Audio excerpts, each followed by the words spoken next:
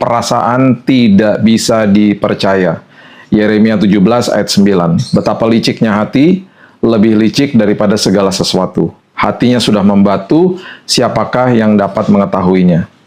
Di dunia kita saat ini, sebuah perasaan itu sering dianggap sebagai kompas kebenaran atau bahkan standar dari kebenaran itu sendiri.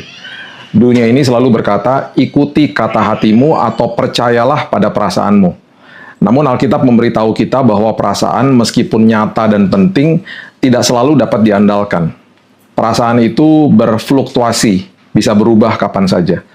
Perasaan dipengaruhi sama suasana hati, sama hormon, sama keadaan, bahkan trauma, bahkan juga kebohongan yang kita percaya mungkin. Lihat dan baca dengan teliti, ya, dan dengar tadi ayat yang kita baca barusan.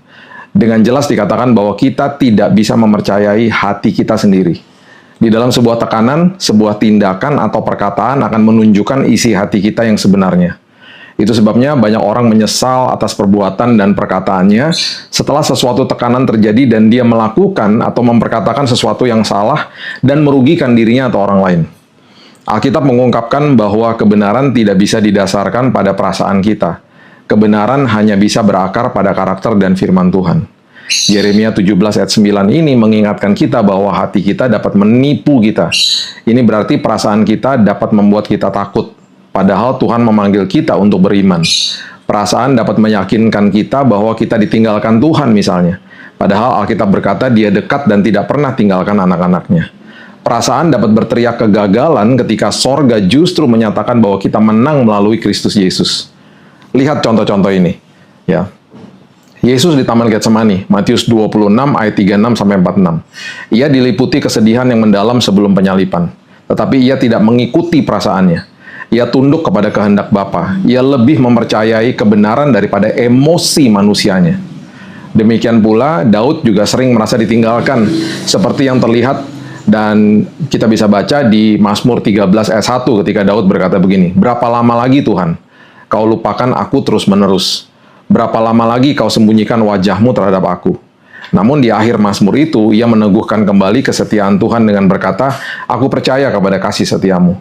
Ingat, satu-satunya tempat di mana iblis akan menyerang dan membohongi kita itu hanya di dalam pikiran kita yang menentukan perasaan kita. Perasaan cepat berlalu, tetapi firman Tuhan itu kekal.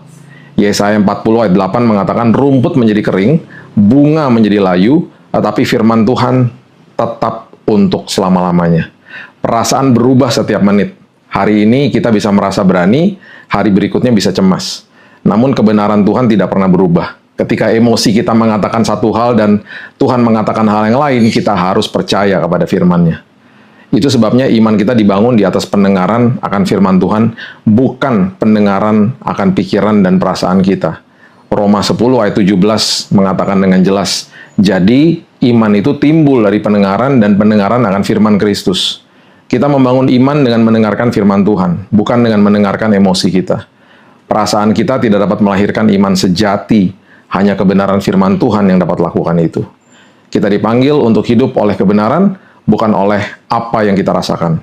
2 Korintus 5 ayat 7 mengatakan, sebab hidup kami ini adalah hidup karena percaya, bukan karena melihat.